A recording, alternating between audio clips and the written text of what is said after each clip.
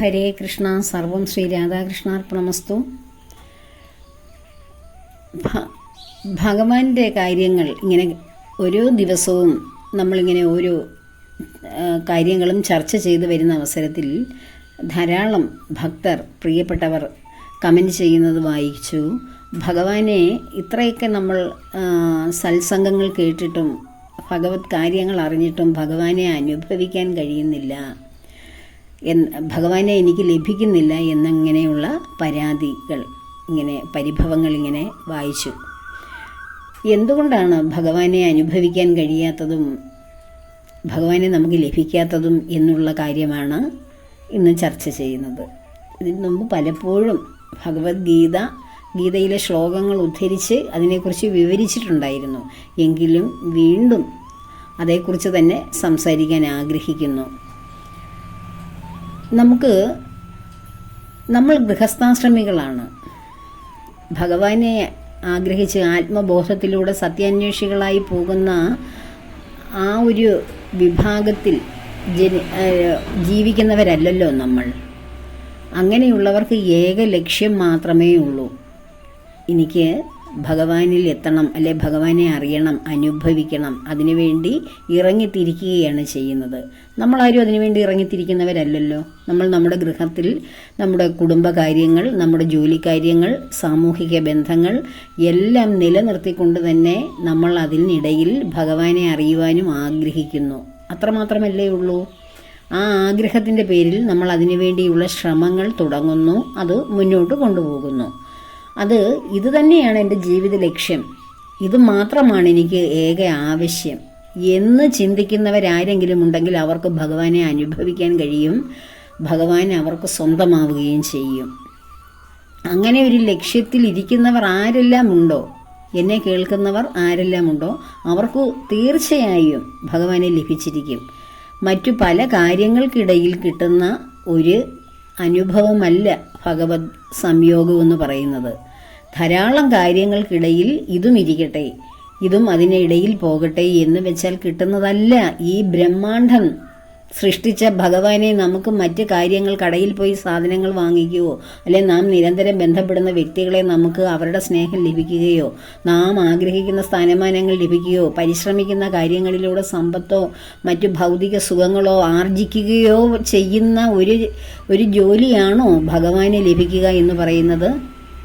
നമ്മുടെ കൈപ്പിടിയിൽ നമ്മുടെ ശ്രമവും ബുദ്ധിയും കഴിവും ഉപയോഗിച്ച് നാം നേടിയെടുക്കുന്ന കാര്യങ്ങളല്ലല്ലോ ഭഗവാൻ എന്ന് പറയുന്നത്. നമുക്ക് ശ്രമിക്കുവാനുള്ള ബുദ്ധിയും പ്രവർത്തിക്കുവാനുള്ള കഴിവും ചിന്തിക്കുവാനുള്ള ചിന്താശേഷിയും ജീവനോടെ നിലനിൽക്കാനുള്ള ബോധവും ആത്മശക്തിയും നമ്മുടെ ശരീരത്തെ നിലനിർത്തുന്ന പ്രാണനും ഇതെല്ലാം തന്നതാരാണ്? ഭഗവാനാണ്. പ്രപഞ്ചനാഥനായ ആദിസനാതനായ ആ സത്യമൂർത്തിയായ ഭഗവാനാണ് നമുക്കിതൊക്കെ സമ്മാനിച്ചത്. ആ ഭഗവാനെ, നമ്മളെ ഇവിടെ ജീവനോടെ നിലനിർത്തുന്ന ശക്തിയെ അറിയുവാനാണ് നാം പരിശ്രമിക്കുമ്പോൾ. സാധാരണ ഈ ഭൂമിയിലെ സുഖങ്ങൾക്ക് വേണ്ടി പരിശ്രമിക്കുന്ന അത്രയും സമയം ചെലവഴിച്ചാൽ മതിയോ? അത്രയും പ്രയത്നം എടുത്താൽ മതിയോ?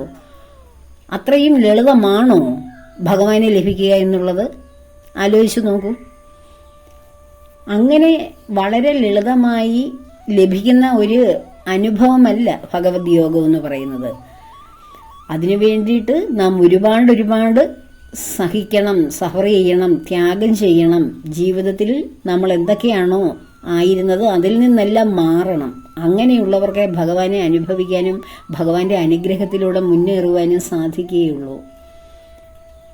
നിത്യജീവിതത്തിൻ്റെ ഭാഗമായി ഭഗവാനെ ക്ഷേത്രാരാധന നടത്തുന്നു, വ്രതാനുഷ്ഠാനങ്ങൾ എടുക്കുന്നു, ഭഗവാന്റെ സൽകഥാശ്രവണങ്ങൾ, സാധ്യായങ്ങളൊക്കെ നടത്തുന്നു. ഇതൊക്കെ ഭഗവാനിലേക്ക് അടുക്കുവാനുള്ള വഴി ഒരുക്കുക മാത്രമാണ് ചെയ്യുന്നത്. ആ വഴിയിലൂടെ സഞ്ചരിക്കാൻ തുടങ്ങിയിട്ടുണ്ടോ എന്ന് പോലും നമ്മളിൽ ഓരോരുത്തർക്കും സംശയം. നാം സ്വയം ആലോചിക്കണം. ആ വഴിയിലൂടെ എത്രയോ സഞ്ചരിച്ചാലാണ് ഭഗവാനെ ദൂരെ നിന്ന് ഭഗവാന്റെ ആ വെളിച്ചം നമ്മളിലേക്കൊന്ന് അടിക്കുന്നത്, ആ സ്നേഹസ്പർശനത്തിൻ്റെ കിരണം നമ്മളിലേക്കൊന്ന് എത്തുന്നത്. അപ്പോൾ നമ്മളെല്ലാവരും ആ വഴിയിലേക്ക് ഇറങ്ങി തിരിച്ചവരാണ്. അല്ലാതെ ഭഗവാനെ ലഭിക്കുവാൻ ഉള്ള യോഗ്യതയുള്ളവരാണോ എന്ന് സ്വയം ആലോചിക്കണം. അതിന് പറ്റിയ യോഗ്യതയുള്ളവരാണോ നാം എന്ന് സ്വയം ആത്മവിചിന്തനം ചെയ്യുവാനാണ് ഭാഗവതം സപ്തമസ്കന്ധം. അതിൽ വർണ്ണാശ്രമധർമ്മം എന്നൊരു ഭാഗമുണ്ട്. അതൊന്ന് വായിച്ചു നോക്കിയാൽ മനസ്സിലാകും, അതിൻ്റെ തത്വം ഉൾക്കൊണ്ടാൽ മനസ്സിലാകും നമ്മൾ അതിന് യോഗ്യരാണോ എന്ന്. ശ്രീശുക മഹർഷി പരീക്ഷിത്ത് മഹാരാജാവിന് വർണ്ണാശ്രമധർമ്മങ്ങളിലൂടെ നിങ്ങൾ ആചരിക്കുന്ന വ്യക്തി ഭഗവാനെ ലഭിക്കണമെങ്കിൽ എന്ത് ചെയ്യണം? വർണ്ണാശ്രമധർമ്മം എന്താണ്? ബ്രഹ്മചര്യം, ഗൃഹസ്ഥാശ്രമം, വാനപ്രസ്ഥം, സന്യാസം, അതായത് നമ്മൾ ഈ ചെയ്യുന്നതൊക്കെ. ഗൃഹസ്ഥാശ്രമിയായ നമുക്ക് എങ്ങനെയാണ് ഭഗവാനെ ലഭിക്കുവാൻ കഴിയുന്നത്? ഏതൊക്കെ മാർഗങ്ങൾ അതിനെ അവലംബിക്കണമെന്ന് ശ്രീ വ്യാസഭഗവാൻ ഇവിടെ വിരചിച്ചിട്ടുണ്ട്. അത് നമ്മളൊന്ന് വായിച്ച് മനസ്സിലാക്കി അതിനനുസരിച്ചാണോ നമ്മുടെ ജീവിതം എന്ന് ആത്മപരിശോധന നടത്തിയാൽ മാത്രം മതിയാകും. അപ്പോൾ ആ ഭാഗം ഞാൻ വിശദീകരിക്കാം. ഏറ്റവും പ്രധാനമാകുന്നത് സത്യമാണ്. ഒരു ഗൃഹസ്ഥാശ്രമി സത്യത്തിൽ ഉറച്ചു നിന്ന് സംസാരിക്കുന്നതും സത്യം, പ്രവർത്തിക്കുന്നതും സത്യം, ചിന്തിക്കുന്നതും സത്യം. സത്യമാണ് പ്രധാനം. രണ്ടാമത്തേത് ദയ.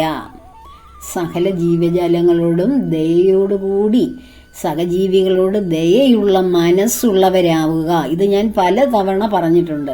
പല മഹാക്ഷേത്രങ്ങളുടെയും ആരാധനാലയങ്ങളുടെയും മറ്റു മതവിഭാഗങ്ങളുടെ ആരാധനാലയങ്ങളുടെ മുന്നിലൊക്കെ ഇരിക്കുന്ന ഭിക്ഷ യാചിച്ചിരിക്കുന്ന പാവം പിടിച്ച സ്ത്രീകളൊക്കെ ഇരിക്കുന്ന കണ്ടാൽ അവിടെ നിന്നും ഒരു 2-3 മണിക്കൂർ സർവ്വ അനുഗ്രഹങ്ങളും വാങ്ങി പുറത്തു വരുന്ന വ്യക്തികൾ, വലിയ വലിയ സമ്പന്നരായിട്ടുള്ള മനുഷ്യർ, ഈ 10 രൂപയോ അല്ലെങ്കിൽ ചായ കുടിക്കാൻ പൈസയോ ചോദിക്കുന്ന വ്യക്തികളെ അവജ്ഞയോടെ നോക്കി പോകുന്നത് എൻ്റെ കണ്ണുകൊണ്ട് കണ്ടിട്ടുണ്ട് ഞാൻ. അപ്പോൾ ഞാൻ വിചാരിച്ചു, ഇവർ 1-2 മണിക്കൂർ ഇതിനകത്തിലിരുന്ന് പ്രാർത്ഥിച്ചിട്ട് എന്തുവാ ഫലം? ആരാണ് ഇവരെ അനുഗ്രഹിക്കുന്നത്? ഏത് ദൈവമാണ് ആകാശത്തിൻ്റെ അല്ലെങ്കിൽ അന്തരീക്ഷത്തിൻ്റെ പാളികളൊക്കെ മാറ്റി ഇവരുടെ ഉള്ളിലേക്ക് വന്ന് ഇവർക്ക് പ്രകാശവർഷം ചൊരിഞ്ഞു കൊടുത്ത് ഇവരുടെയൊക്കെ അന്ധകാരത്തെ ആര് നീക്കും? സഹജീവികൾ, കഷ്ടപ്പെടുന്നവർ, അവർക്ക് ജോലിയെടുക്കാനാവാതെ സ്ത്രീകളൊക്കെ പാവം പിടിച്ച അമ്മമാർ, അത് ഭിക്ഷാടന മാഫിയകളൊന്നുമല്ല. ഒരു സ്ത്രീയോ അല്ലെ 2 പേര് എവിടെയെങ്കിലും ഇരുന്ന് മോനെ മോളെ എന്ന് വിളിക്കുമ്പോൾ അവരെ തിരിഞ്ഞു നോക്കാതെ ഏത് ദൈവത്തെ വിളിച്ചിട്ട് വന്നിട്ട് എന്ത് കഥയാണ്? എങ്ങനെയാണ് പിന്നെ ദൈവം ഓരോരുത്തരുടെ ഉള്ളിലും പ്രകാശിക്കുന്നത്? സഹജീവികളോടുള്ള ദയ. ആദ്യം സത്യം. നമ്മൾ പറയുന്നതും ചെയ്യുന്നതും പ്രവർത്തിക്കുന്നതും സത്യമാണോ എന്ന് ആത്മപരിശോധന നടത്തുക. സത്യത്തിലൂടെ മാത്രം, എത്ര പ്രശ്നം ഉണ്ടായാലും സത്യത്തിലൂടെ മാത്രം ജീവിക്കാൻ ശ്രമിക്കുക. സത്യം, ദയ. രണ്ടാമത്തേതാണ് ദയ. മൂന്നാമത്തേത് തപസ്. തപസ്സെന്ന് വെച്ചാൽ മഹാശൃംഗങ്ങളിൽ പോയി തപസ്സനുഷ്ഠിക്കുക എന്നല്ല. നമ്മൾ ആഗ്രഹിക്കുന്ന കാര്യങ്ങൾ, നമ്മൾ ജീവിതത്തിൽ ഇഷ്ടപ്പെടുന്ന കാര്യങ്ങൾ 1-2 ദിവസത്തേക്ക് മാറ്റി വെച്ചിട്ട് നമ്മൾ വ്രതാനുഷ്ഠാനങ്ങളിൽ ഏർപ്പെടുക. കലിയുഗത്തിൽ തപസ്സെന്ന് പറയുന്ന വ്രതമാണ്. ആ വ്രതമെടുക്കുന്ന ദിവസം നമ്മുടെ ആഗ്രഹത്തിനനുസരിച്ചല്ല നമ്മൾ ജീവിക്കുന്നത്, ഭഗവാന്റെ ഇച്ഛയ്ക്ക് വേണ്ടിയാണ് ജീവിക്കുന്നത്. അതാണ് തപസ്. അതുപോലെ തന്നെ ശൗചം. ശൗചം എന്ന് വെച്ചാൽ എന്താണ്?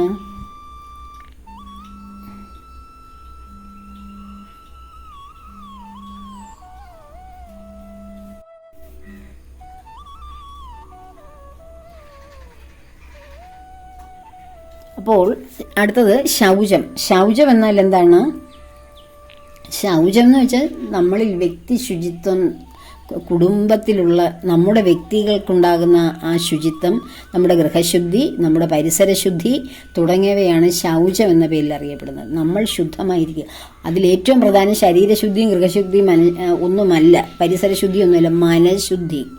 മനസ്സിനുണ്ടാകുന്ന ശുദ്ധിയാണ് പ്രധാനം. മനസ്സിന് ശുദ്ധിയില്ലാതെ, അപ്പോൾ നമ്മൾ പറയും നമ്മളെല്ലാം ശുദ്ധ ഹൃദയരാണ്, നമുക്ക് എല്ലാവരും, നമുക്ക് എന്താണ് എനിക്കൊരു അശുദ്ധി, എന്താണ് എൻ്റെ കുഴപ്പം എന്ന് നമ്മൾ സ്വയം ആലോചിച്ചാൽ നമുക്ക് പിടികിട്ടില്ല. നമ്മളെ വിമർശിക്കുന്നവരെ നമ്മൾ കേൾക്കണം. നമ്മളുടെ കുഴപ്പങ്ങൾ സംസാരിക്കുന്നവരെക്കുറിച്ച് നമ്മൾ അറിയണം.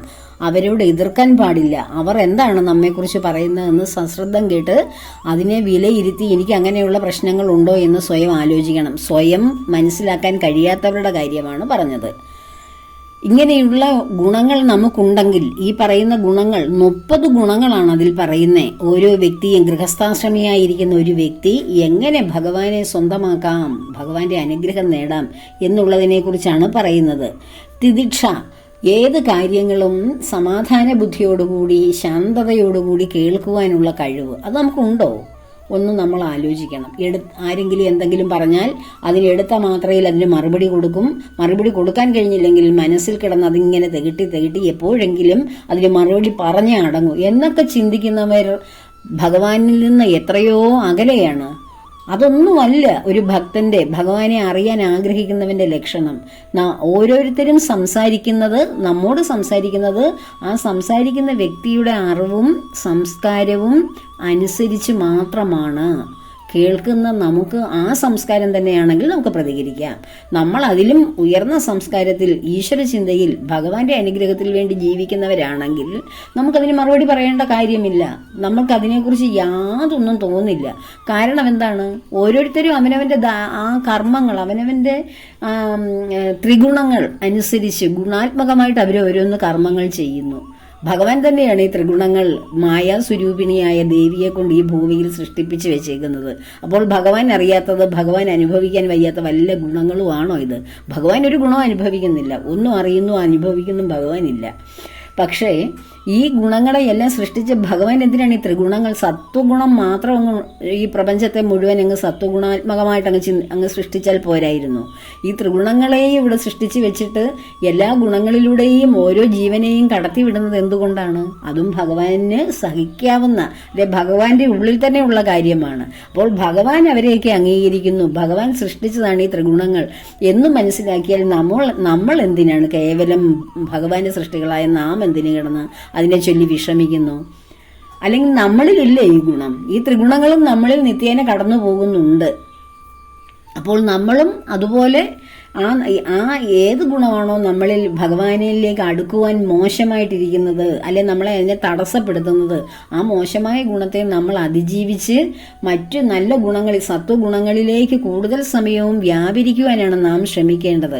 അല്ലാതെ തമോ ഗുണക്കാരോ രജോ ഗുണക്കാരോ ഒക്കെ അവരുടെ ഗുണത്തിന്റെ ആ തീവ്രത കൊണ്ട് നമ്മോട് മോശം സംസാരിച്ചാൽ, നമ്മളെ പ്രകോപിപ്പിക്കുന്ന രീതിയിൽ സംസാരിച്ചാൽ അത് കേട്ടിട്ട് അതേ ഗുണത്തിലേക്ക് നാം താഴേക്ക് ഇറങ്ങിപ്പോയി അവരോട് അതേപോലെ തിരിച്ച് സംസാരിക്കുന്നത് ഈശ്വരാനുഗ്രഹം കിട്ടാൻ വല്ല മാർഗമുള്ള രീതിയാണോ?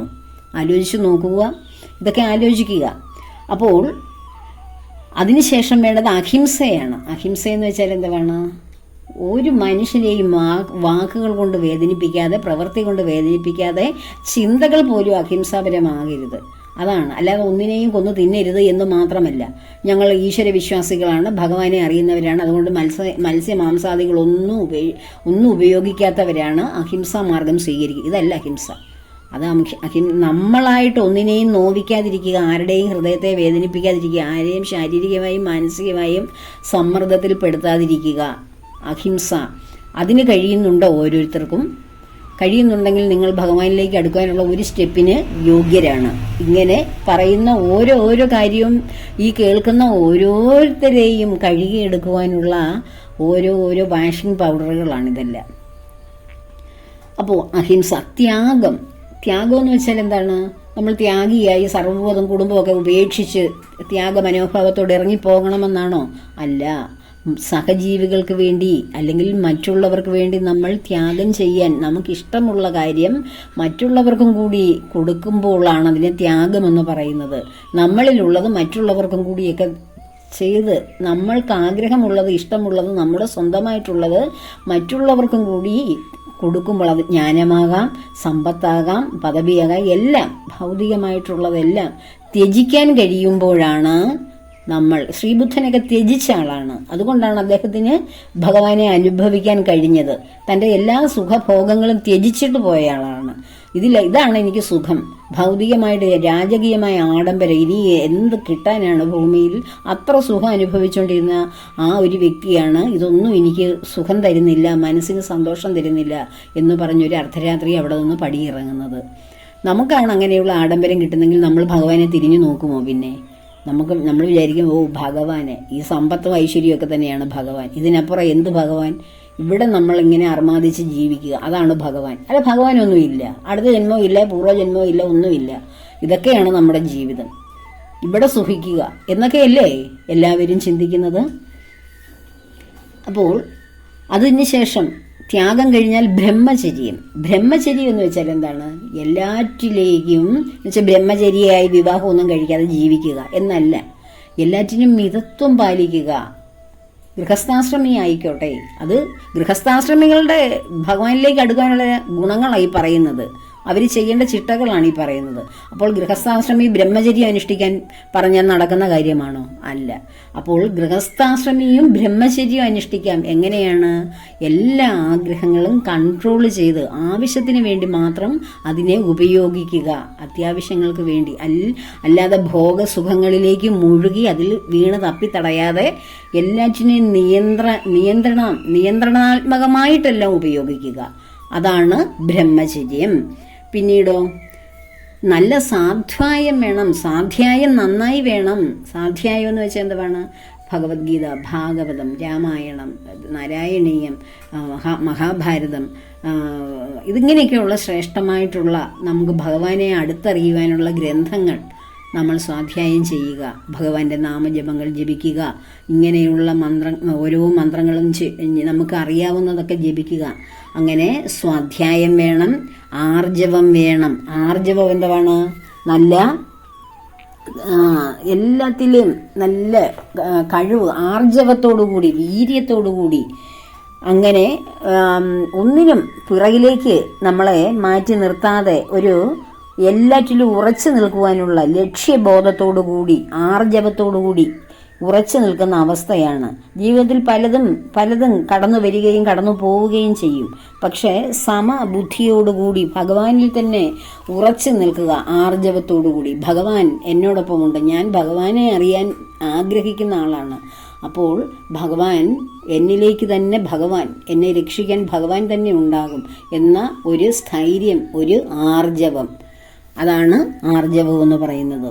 നിർഭയമായി ഭഗവാൻ കൂടെയുണ്ട് എന്നുള്ള വിശ്വാസത്തോടുകൂടി, അനുഭവത്തോടുകൂടി നിർഭയമായി എല്ലാറ്റിനെയും ലക്ഷ്യബോധത്തോടുകൂടി നേരിടുക.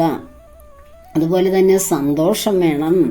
സന്തോഷം എപ്പോഴും മൂശാട്ടയായി എന്നൊക്കെ നമ്മൾ പറയില്ലേ, ആരെന്ത് ചോദിച്ചാലും അതിനോടൊന്നും ഒരു സന്തോഷമില്ലാതെ, അല്ലെങ്കിൽ എല്ലാത്തിനോടും ഒരു നെഗറ്റീവ് ഭാവം. എനിക്ക് ഇങ്ങനെയൊക്കെ അങ്ങ് സംഭവിച്ചല്ലോ, ഞാൻ ഇങ്ങനെയൊക്കെ ആയി പോയല്ലോ, ഞാൻ എത്രയോ വലിയ രീതിയിലൊക്കെ ജീവിക്കേണ്ടിയിരുന്ന ആളാണ്, ഇങ്ങനെയൊക്കെ ആയി തീർന്നല്ലോ ഭഗവാനെ, എൻ്റെ കർമ്മദോഷം എന്നൊക്കെ പറഞ്ഞ് സ്വയം ശപിച്ച് കിട്ടിയ സന്തോഷം അല്ലെ കിട്ടിയ അനുഗ്രഹങ്ങളെക്കുറിച്ച് ഓർക്കാതെ കിട്ടാത്തവയെ ചൊല്ലി ചൊല്ലി ചൊല്ലി ഉള്ള സന്തോഷം, ജീവിതത്തിൽ ഭഗവാൻ തന്ന സന്തോഷം തല്ലിക്കെടുത്തി ജീവിക്കുന്ന ആ ഒരു പ്രവണത മാറ്റണം. സന്തോഷത്തോടുകൂടി ഇരിക്കണം. പിന്നെയോ സാമ്യദൃക് സേവനം, എല്ലാറ്റിനെയും സമഭാവനയോടെ എല്ലാറ്റിനോടും സേവനം ചെയ്യാനുള്ള ഒരു മനസ്സ്, എല്ലാ ജീവജാലങ്ങളെയും സമഭാവനയോടെ കാണാനുള്ള ഒരു കഴിവ്. പിന്നെയോ അദ്വൈത വാഞ്ച വേണം. അദ്വൈതം, ഭഗവാൻ ദ്വൈതമല്ല, ഒന്ന് തന്നെയാണ്, അദ്വൈതമാണ്. എന്നിലിരിക്കുന്ന ഭഗവാൻ തന്നെയാണ് എല്ലാറ്റിനെയും നിലനിർത്തിയിരിക്കുന്നത്. എല്ലാറ്റിൻ്റെയും ഉള്ളിൽ ഞാൻ തന്നെയാണ് ഇരിക്കുന്നത്. ഞാൻ എന്ന ശക്തി തന്നെയാണ് ഓരോ ജീവിയുടെയും, ഓരോ സഹജീവികളുടെയും, മറ്റ് ജീവജാലങ്ങളുടെയും, ഓരോ യോനിയിലുള്ള ഈ പ്രപഞ്ചത്തിൽ കാണുന്ന എല്ലാ ജീവജാലങ്ങളുടെയും സ്ഥാവര ജംഗമ വസ്തുവിൻ്റെയും ഉള്ളിൽ അതാത് ഭാവത്തിൽ നിലനിൽക്കുന്നത് എന്നിലിരിക്കുന്ന ഞാൻ തന്നെയാണ്. ഈ ഞാൻ എന്ന ശക്തി തന്നെയാണ് എന്ന തിരിച്ചറിവ്, ആ ഒരു സമഭാവന വേണം. പിന്നെയോ അദ്വൈതഭാവം, ഞാൻ ഒന്നു തന്നെ, ഭഗവാനും ഞാനും ഒന്നു തന്നെ. അതുകൊണ്ടാണ് എനിക്കിവിടെ നിലനിൽക്കുവാൻ കഴിയുന്നത്, ഭഗവാൻ എന്നിൽ ഇരിക്കുന്നത് കൊണ്ടാണ് എന്നുള്ള ആത്മബോധം വേണം. അതുപോലെ തന്നെ ആത്മവിചാരം വേണം. ആത്മവിചാരം എന്ന് വെച്ചാൽ ബുദ്ധി കൊണ്ടും യുക്തി കൊണ്ടും ചിന്തിക്കുന്നതല്ല, ആത്മാവ് കൊണ്ടുള്ള അന്വേഷണമാണ് ആത്മബോധം. ആത്മാവ് കൊണ്ട് അന്വേഷിക്കുമ്പോഴാണ് ആത്മാവ് എന്താണെന്ന് തിരിച്ചറിയുന്നത്. ആത്മാ എന്താണെന്ന് തിരിച്ചറിയുമ്പോഴാണ് ഭഗവാൻ എന്താണെന്ന് തിരിച്ചറിയുന്നത്. ഭഗവാൻ എന്താണെന്ന് തിരിച്ചറിയുമ്പോഴാണ് ഞാനും ഭഗവാനും ഒന്നാണെന്നുള്ള ബോധം നമുക്കുണ്ടാകുന്നത്. അതുപോലെ തന്നെ മറ്റേറ്റവും ഇമ്പോർട്ടൻ്റ് ആയിട്ട് വേണ്ടതാണ് ഗൃഹസ്ഥാശ്രമികൾക്ക് മൗനം. നമ്മൾ എത്ര നേരം മൗനമായി ഇരിക്കുന്നു എന്നത് നമ്മുടെ ജീവിതത്തിന് വളരെ ഗുണമുള്ള ഒരു സാധനമാണ്. ഇപ്പോൾ ചെടികൾക്കും വൃക്ഷങ്ങൾക്കൊക്കെ നമ്മൾ വളം ചെയ്ത് അതിനെ കുറച്ച് കരുത്താർജിപ്പിക്കുന്ന പോലെ ഗൃഹസ്ഥാശ്രമികൾക്ക് ഭഗവാനെ കിട്ടാനുള്ള ഒരു പ്രധാന വളമാണ് മൗനം. മൗനമായിരിക്കുക. എന്നുവെച്ചാൽ എന്നുവെച്ചാൽ ആരോട് എന്ത് ചോദിച്ചാലും മിണ്ടാതിരിക്കുക എന്നല്ല, അത്യാവശ്യത്തിന് മാത്രം സംസാരിക്കുക. എന്തിനാണ് നമ്മുടെ എനർജി സംസാരത്തിലൂടെ കളയുന്നത്? ഈ സംസാരത്തിലൂടെയാണ് പലതും നമ്മുടെ മനസ്സിലേക്ക് വേണ്ടാത്തത് വന്ന് പെടുന്നതും വേണമെന്ന പലതും നഷ്ടമാകുന്നതും. അതുകൊണ്ട് മൗനമായിരിക്കുവാൻ ശ്രദ്ധിക്കുക. പിന്നെയോ, എല്ലാ ജന്തുക്കൾക്കും അന്നം കൊടുക്കുവാനുള്ള അന്നം ദാനം ചെയ്യാനുള്ള ഒരു ഇച്ഛയുണ്ടാകുക. എല്ലാ ജന്തുക്കളും എന്ന് വെച്ചാൽ എന്തുവാ? മനുഷ്യനും ഒരു ജന്തു തന്നെയാണ്. എല്ലാ ജീവജാലങ്ങളെയും അവർക്ക് അന്നമൂട്ടാനൊരു നമുക്കൊരു സന്തോഷം തോന്നുക, ആഹാരം കൊടുക്കുവാൻ. പക്ഷിമൃഗാദികൾക്ക്, വൃക്ഷലതാദികൾക്ക്, ചെടികളെയൊക്കെ നനയ്ക്കുന്നത്, അതുപോലെ നമ്മുടെ പരിസരത്തുള്ള പക്ഷികൾക്കൊക്കെ ആഹാരം കൊടുക്കുന്നത്. പിന്നെയോ, ആഹാരം ആവശ്യമുള്ള മനുഷ്യർക്കും അത് കൊടുക്കുന്നത്. അതെല്ലാം എന്താണ്? അന്നം കൊടുക്കുന്നതിന് തുല്യമാണ്. അതുപോലെ തന്നെയോ, ആത്മദേവതാ ബുദ്ധി വേണം. ആത്മാവ് എന്നുള്ളിൽ കുടികൊള്ളുന്ന ശക്തി പരമാത്മ ചൈതന്യമാണെന്നുള്ള എല്ലാറ്റിലും ഈ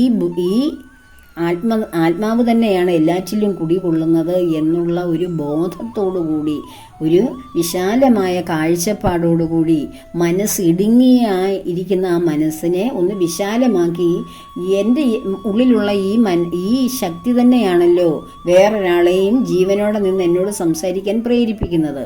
അപ്പോൾ ഞാൻ തന്നെ എൻ്റെ ഉള്ളിൽ ഇരിക്കുന്ന എനർജിയല്ലേ മറ്റൊരാളുടെ ഉള്ളിലും എനർജിയായിട്ട് അവരും ജീവനോടെ ഇരിക്കാൻ സാധിക്കുന്നത്? അങ്ങനെയൊന്ന് ചിന്തിച്ചു നോക്കൂ. അപ്പോൾ നമ്മുടെ കാഴ്ചപ്പാട് വളരെ വിശാലമാകും. നമ്മുടെ മനസ്സ്, ആ ഇടുങ്ങിയ നമ്മുടെ ഹൃദയം വിശാലമായി മാറും. ആ ഒരു കാഴ്ചപ്പാടും നമുക്കുണ്ടാവണം.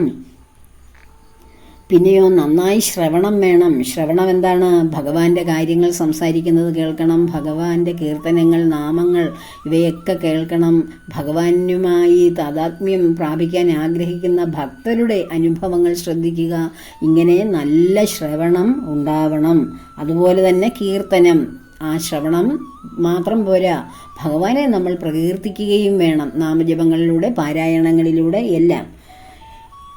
പിന്നെയോ, സജ്ജന സംഗമം വേണം. കൂടുന്നതെല്ലാം സജ്ജനങ്ങളുമായിട്ടേ കൂടാവുള്ളൂ. നമ്മളിലിരിക്കുന്ന സത്വഗുണം അല്ലെങ്കിൽ ആ ഭഗവാനോട് ചേരാനുള്ള ആ ഗുണം നഷ്ടപ്പെടുന്ന വ്യക്തികൾ നമ്മുടെ ജീവിതത്തിൽ, നമ്മുടെ നിത്യേനയുള്ള സമ്പർക്കത്തിലുണ്ടാകും. നെഗറ്റീവായിട്ട് സംസാരിക്കുന്നത് അല്ലെങ്കിൽ ആത്മബോധമില്ലാതെ ജീവിക്കുന്നവർ, അവരുമായി കൂടാൻ പാടില്ല. സജ്ജന സംഗമം വേണം. യജ്ഞമെന്ന് വെച്ചാൽ ഭഗവാനെ അറിയുവാനുള്ള പല മാർഗങ്ങൾ, അതിനു വേണ്ടിയിട്ടുള്ള ശ്രമങ്ങൾ, വ്രതം, അതുപോലെയുള്ള പൂജകൾ, കാര്യങ്ങൾ, അതുപോലെയുള്ളവയെല്ലാം ഭഗവാന് വേണ്ടിയിട്ട് കുറേ സമയം ചിലവഴിക്കുക നിത്യജീവിതത്തിൽ. അതുപോലെയോ, ഭഗവാനെ നിത്യേന നമസ്കരിച്ച് പ്രാർത്ഥിക്കുക, വന്ദനം ചെയ്യുക. നല്ല വ്യക്തികളുമായിട്ട് വേണം സഹിത്വം പാലിക്കേണ്ടത്, കൂട്ടുകൂടേണ്ടത് നല്ല വ്യക്തികളുമായിട്ട് വേണം. കൂട്ടുകാർ എന്ന് പറയുന്നത് കണ്ണി കാണുന്ന എല്ലാ വിധത്തിലുള്ള ആൾക്കാരെയും കൂട്ടുപിടിക്കാൻ പാടില്ല. ഭക്തരെ മാത്രം കൂട്ടുപിടിക്കുക, ഒരു സൽസംഗം പോലെ തന്നെ. വിജ്ഞാനികളിൽ നിന്ന് വിജ്ഞാനികളുമായിട്ടുള്ള ദാസ്യം വേണം. ദാസ്യം എന്ന് വെച്ചാൽ എന്തുവേണം? അറിവുള്ളവരുടെ ദാസ്യപ്പണി നമ്മൾ ചെയ്യണം. എന്തറിവുള്ളവരാണ്? പണ്ഡിതൻ എന്ന് പറയുന്നവരുടെ അറിവല്ല, ആത്മബോധത്തിൽ ജീവിക്കുന്ന, ഭഗവാനെ അറിയുന്ന, ഭഗവാന്റെ അറിവുള്ള, ആത്മാവിൽ ശക്തി നേടിയ, ഭഗവാനെ അറിയുന്ന ആ വ്യക്തികളുടെ ദാസ്യം. അതായത് ഭഗവാൻ പറയില്ലേ, ഭഗവാൻ പ്രസാദിക്കുന്ന ആരാണ്? ഭക്തരുടെ ദാസന്റെ ദാസനെയാണ് ഭക്തൻ. ഒരു ഭക്തനെ, യഥാർത്ഥ ഒരു ഭക്തനെ ദാസ്യപ്പണി ചെയ്യുന്ന അവൻ്റെ ദാസന്റെ ദാസനെയാണ് ഭഗവാൻ ഇഷ്ടമെന്ന്. അതായത് ഭക്തരുടെ ശ്രേണികളെ, അതായത് ഉയർന്ന ഭക്തിയുള്ളവരുടെ കാര്യങ്ങൾ, അതാണ് മഹർഷിമാരെ ചുറ്റിപ്പറ്റി അനേകം ശിഷ്യന്മാരുണ്ടായിരുന്നു. മഹർഷിയുടെ വസ്ത്രങ്ങൾ കഴുകി കൊടുക്കുവാനും, പൂജാകാര്യങ്ങൾ ഒരുക്കി കൊടുക്കുവാനും, ആശ്രമം വൃത്തിയാക്കുവാനും, അങ്ങനെ. അപ്പോൾ ആ ഒരു മഹർഷി അല്ലെങ്കിൽ യോഗികൾ എന്ന് വെച്ചാൽ എന്താണ്? ആ ഭഗവത് അനുഗ്രഹത്തിന് വേണ്ടി, ഭഗവാനെ അറിയാൻ, സത്യത്തെ അന്വേഷിക്കുന്നവർ ആണ്. അവരുടെ ദാസ്യം ചെയ്യുക, അതൊരു വലിയ പുണ്യമാണ്. അതുപോലെ ഇപ്പോൾ നമ്മൾ മഹർഷിമാരൊന്നും നമ്മുടെ ഈ ഭൗതിക ജീവിതത്തിൽ ഇവിടെയെങ്ങും ഇല്ല. അത് ഹിമാലയത്തിലോ ഋഷികേശിലോ കേദാർനാഥിലൊക്കെ ചെന്നാലേ കാണാൻ കഴിയൂ. അപ്പോൾ നമുക്ക് കിട്ടുന്ന ഭക്തജനങ്ങളുണ്ട്, ഭഗവാന്റെ പ്രിയപ്പെട്ട ഭക്തർ, ഭഗവാനെ അനുഭവിക്കുന്നവർ, അറിഞ്ഞവർ. ആ ഭക്തരുടെ ദാസ്യം ചെയ്യുക എന്ന് വെച്ചാൽ അവർക്ക് ഇഷ്ടമുള്ളത് ചെയ്യുക, അവർക്ക് സഹായം ചെയ്യുക എന്നാണ് ദാനധർമ്മങ്ങളോ അല്ലെങ്കിൽ എന്ത് നമ്മൾ ദാനം ചെയ്യാൻ ആഗ്രഹിക്കുന്നെങ്കിലും അത് ഭക്തർക്ക് വേണം കൊടുക്കേണ്ടത്. എന്നാലേ അതുകൊണ്ട് ഗുണമുള്ളൂ, ഭഗവാൻ അനുഗ്രഹിക്കുകയുള്ളൂ. അതുപോലെ തന്നെ ബ്രഹ്മതർപ്പണം ചെയ്യുക എന്ന് വെച്ചാൽ എല്ലാം ബ്രഹ്മമാണ്, ഈ പ്രപഞ്ചം നിലനിർത്തുന്ന ആ ബ്രഹ്മ തേജസ്സിന് വേണ്ടിയിട്ടുള്ള തർപ്പണമാകണം നമ്മുടെ കർമ്മങ്ങൾ ഓരോന്നും. ഭഗവാൻ ഈ ബ്രഹ്മചൈതന്യം, അഖിലാണ്ടകോടി ബ്രഹ്മാണ്ഡ നായകനായ ഭഗവാൻ നമ്മുടെ ഉള്ളിലിരുന്ന് നമ്മെ കൊണ്ട് ഓരോ കർമ്മങ്ങൾ ചെയ്യിക്കുന്നു. ഈ കർമ്മങ്ങളുടെ എല്ലാം കർത്തൃത്വം ഭഗവാനാണ്, അതിൻ്റെ ഭോക്താവും ഭഗവാൻ തന്നെയാണ്. ഞാൻ ചെയ്യുന്നത് ഞാനൊരു ഇൻസ്ട്രുമെൻ്റ്, വെറും ഒരു ടൂൾ മാത്രമാണ്, ഒരു ഉപകരണം മാത്രമാണ് ഞാൻ. ഇത് എന്നെക്കൊണ്ട് ചെയ്യിക്കുന്നതും ഇതിൻ്റെ ഫലം അനുഭവിക്കുന്നതും ഭഗവാൻ തന്നെയാണ്. ഞാൻ വെറും ഒരു ഉപകരണമാണ് എന്ന ബോധത്തോടുകൂടി കർമ്മങ്ങളൊക്കെ അനുഷ്ഠിക്കുക. ഇങ്ങനെ 30 വൃത്തിയാണ് മനുഷ്യർക്ക് സർവമംഗളങ്ങളും ലഭിക്കുവാനും ഭഗവത് പ്രസാദത്തിനും വേണ്ടി ഉള്ളത് എന്ന് ധരിക്കുക മഹാമതി എന്നാണ് ഇവിടെ ശ്രീ ശുകമഹർഷി പരീക്ഷിത്ത് മഹാരാജാവിന് ഉപദേശിച്ചു കൊടുക്കുന്നത്. ഭാഗവതം 7ാം സ്കന്ധം വർണ്ണാശ്രമധർമ്മം. അതിൽ നമ്മൾ ഗൃഹസ്ഥാശ്രമികൾ അനുഷ്ഠിക്കേണ്ട ഭഗവാനെ ലഭിക്കുവാനുള്ള 30 കാര്യങ്ങളാണ് ഞാൻ വിശദീകരിച്ചു തന്നത്.